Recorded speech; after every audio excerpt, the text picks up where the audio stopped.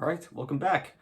So with my conclusion of my review series that I was doing, which if you haven't seen, is basically a series I did going over every single team going into this year's international. I did a review of their past 2021 DPC year and gave a little bit of a preview of how well I personally think each team's going to be doing.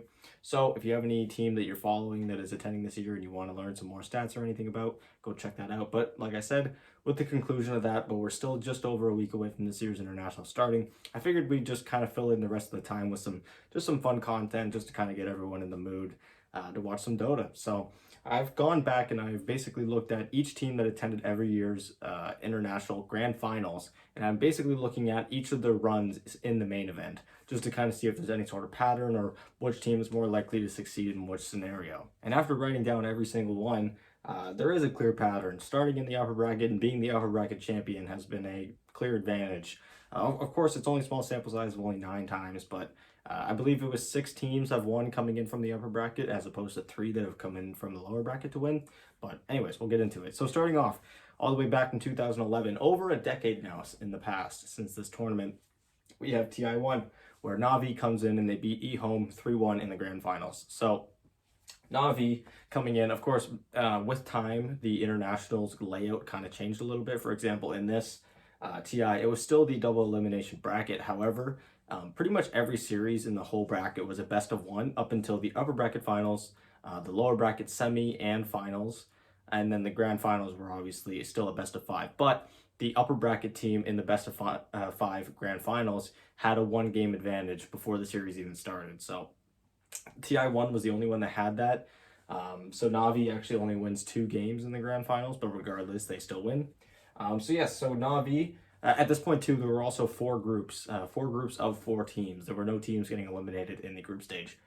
So Navi finishes first in the group. They go 3-0. In the first round of the upper bracket, they play against Moscow 5, who they beat 1-0. Again, they're all best of one series up until the finals of the upper bracket. They then play against Invictus Gaming. They beat them 1-0 in the second round. And then they play against Scythe, who I had mentioned previously in my Evil Geniuses video, was actually the team that Ice, this is the furthest Ice has ever gone in TI, which he was on that team. They then beat them 2-0, and then obviously they made it to the grand finals.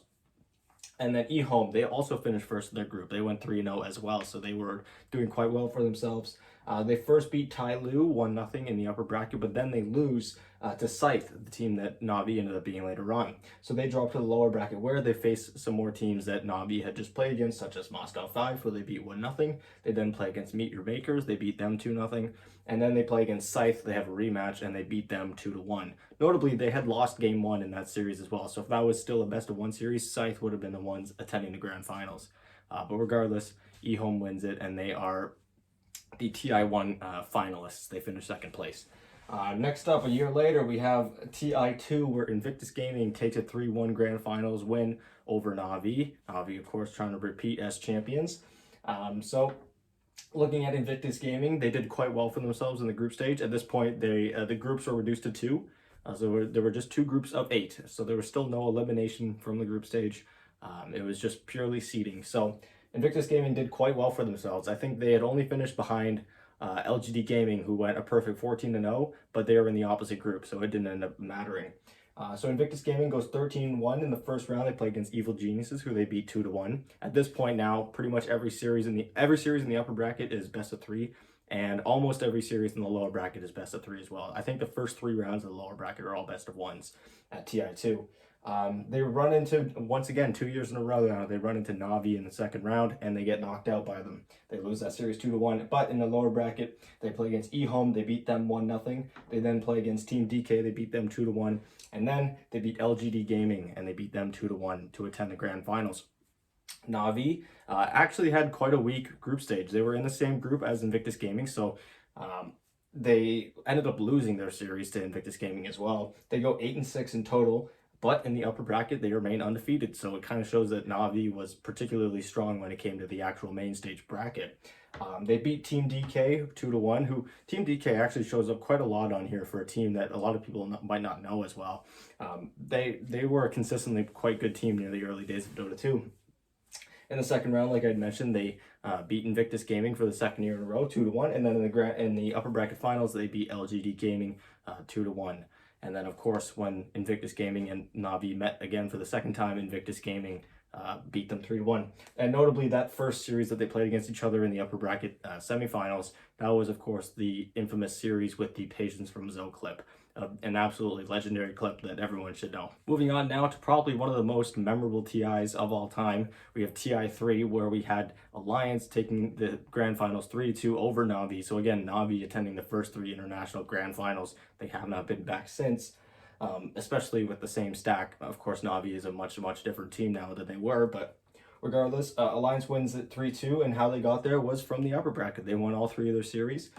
They only dropped 1 game along the way. They went a perfect, flawless 14-0 in the group stage. They beat LGD Gaming 2-0 in the second round. They beat Team DK 2-1, and then they beat Navi in the upper bracket finals, who Navi would end up coming back, but we'll get into it. So Navi, they were also in a separate group from Alliance, and they also finished first place, going 11-3. So even though they had lost more games than Alliance, they were still the second place team in total. There was no group in Alliance's group that did better than Navi. So yes, they're coming in as a first seed. They first beat Orange 2-1. They then beat Tongfu 2-1 in that infamous Puch Chen Fountain Hook combo. That was a big deal, especially to some of the boys on Alliance. But Alliance would get their revenge by knocking them down to the lower bracket.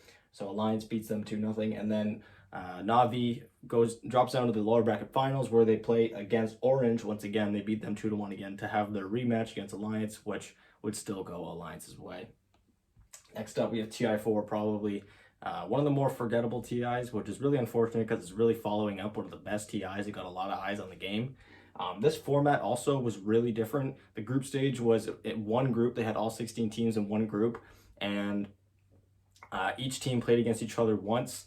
And then there were some more like weird seeding brackets and all that. And the main event, like the main bracket, was like half the size of what it normally is. So anyways, Newbie, who ended up winning this grand finals 3-1 against VG Gaming, they were finishing 9th place in a group of 16. They go 7-8, so they don't even go above 50%. But on the upper bracket, they play against VG Gaming, who they beat 2-1, and then they beat Evil Geniuses, who they 2-0 to attend the grand finals. VG Gaming, however, they of course lose that first round against Newbie 2-1. So they go to a lower bracket where they beat Cloud9 2-1, Team DK 2-0, and then they play against Evil Geniuses, who a Newbie had just knocked down. They beat them 2-1. So already 4 years in, we're kind of starting to see a pattern here where the team that's winning the upper bracket and not dropping down to the lower bracket ends up being the team that wins. Of course, Invictus Gaming was the only team at this point who had won a TI as the lower bracket team. But as we get into TI 5, that would change. Even though Evil Geniuses were only in the lower bracket for one series, they still came in as the lower bracket winner.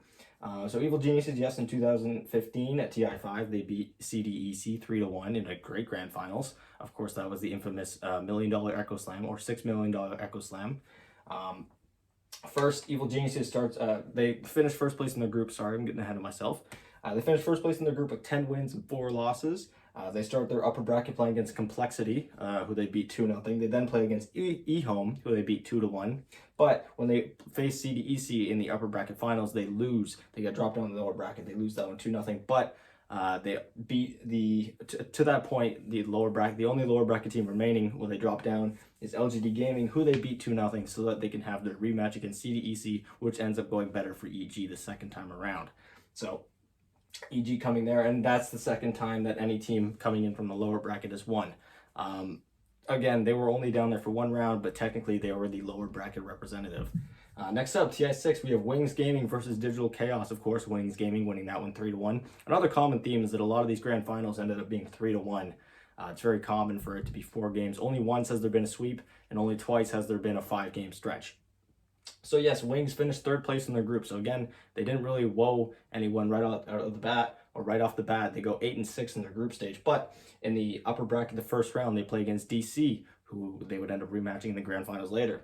They beat them 2-1. They then play against MVP Phoenix, beat them 2-0. And then they play Evil Geniuses in the upper bracket finals, and they knock them down and beat them 2-0. Meanwhile, Digital Chaos, like I said, they got knocked out in the first round. So even though they started in the upper bracket, their entire run was in the lower bracket, where they first played against LGD. They beat them 2-0. They then played against TNC, beat them 2-1. eHome and Fnatic, they knocked them both out in 2. And then they played against Evil Geniuses in a really, really great lower bracket final. Seriously, if you haven't watched this series yet, you really got to, especially game 3. It was a great game, very, very close. But DC pulls it out, and they attend the grand finals where they would still lose to Wings once again. So Wings just kind of had their number there. Forgot to mention that DC finished second place in their group, so they actually finished higher than Wings Gaming. They go 11-3 in their group. Next up, TI7, another team with a very similar run as Digital Chaos, where they get knocked out in the upper bracket, but then actually win it this time. We have Team Liquid, who swept Newbie in the grand finals. Team Liquid finished first in their group with 13 wins and 3 losses. They started the upper bracket by choosing to play against Invictus Gaming, who they then lost to in the first round, 2-1. But in the lower bracket, they redeemed themselves by beating Team Secret 2-1, Empire 2-0. They then play against Virtus Pro in another great series. Game 1 of that series was over almost 2 hours long, and it was an amazing, thrilling ending. So they beat Virtus Pro 2-1. They then beat LGD 2-0 and LFY 2-1. Two more great series. Those last 3 there for Team Liquid in their run were absolutely amazing. All of those teams were powerhouses. Newbie, however, was the upper bracket representative. They started off by playing against Evil Geniuses, who they beat 2-0. They then played against Invictus Gaming, who of course had just knocked Liquid down in the lower bracket. They beat them 2-1. And then LFY, they beat them 2-1 in the upper bracket finals. Of course, even though they had beat some pretty good teams up to that point, Team Liquid made it look pretty easy. I'm not saying the games were insanely lopsided or anything. The game 3 in particular was probably Newbie's best shot at winning a game in the grand finals, and it was a great game nonetheless, but Team Liquid really looked like the better team. Finally, we have, well, not finally, but we have TI8, where OG takes the series to 5 against PSG LGD. They beat them 3-2. OG coming in 4th place in their group, going 9-7. Of course, they had that rough first couple matches, but then they really picked it up after that. Notably, they were in the same group as PSG LGD, and they drew them 1-1. That was their first series of the group stage. So they played against each other quite a bit in this tournament. They started their upper bracket against VGJ Storm, who VGJ Storm, I believe, had chosen to play against OG, and then they lose to them 2-0. So next up, we had our very dramatic OG versus EG match in the second round of the upper bracket, which was intense.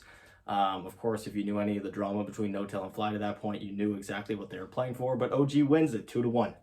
They then play against PSG LGD in an amazing upper bracket final. They win that one 2-1. Game 3 of that series is amazing. It's incredible. You need to watch that game.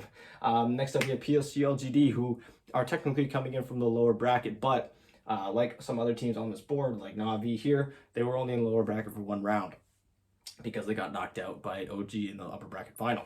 So they play against Virtus Pro. They beat them 2-0 in the first round. Then Liquid, they beat Liquid 2-0 in the second round. And then they lose to OG. They lose that one 2-1, but they knock out Evil Geniuses in the lower bracket final 2-0. Of course, even though they made it back to the grand finals, OG was still able to win. It was a very close series nonetheless, though. Another amazing series, another amazing grand finals. And now finally wrapping things up with our last international, our most recent one, which has been over 2 years ago now. We have OG beating Team Liquid 3-1, OG being the upper bracket representative again. So OG now has not lost any matches on the main stage of TI since TI7, so they're doing quite well for themselves. So they started off by playing against Newbie, and it's funny because they have like the same run 2 years in a row. Even though Newbie and VGJ Storm are different, a lot of the players on those teams were different, specifically Yawar and MSS, who are now the Quincy crew stack pretty much. A lot of those guys were on these 2 teams, and then they play against EG in the second round, same place again. They beat them 2-1, and then they play against PSG LGD in the upper bracket final again as well.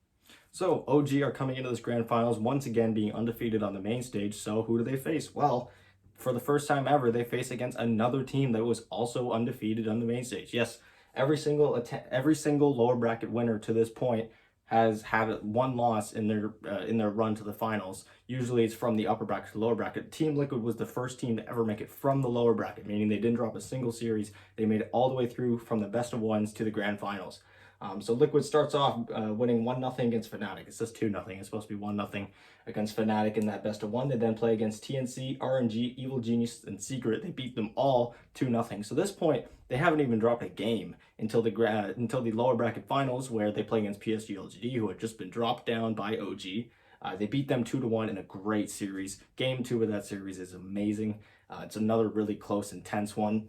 But they end up making it to the finals regardless, and then it was kind of a lukewarm finals. I think game one of this grand finals was incredible, but then it just looked really OG dominant after that, and it's part of the reason why OG is kind of amazing at TI, because they've kind of have this reputation now where they're not that great of a team, and yet whenever it's TI, they just are like electric. They can just beat anyone.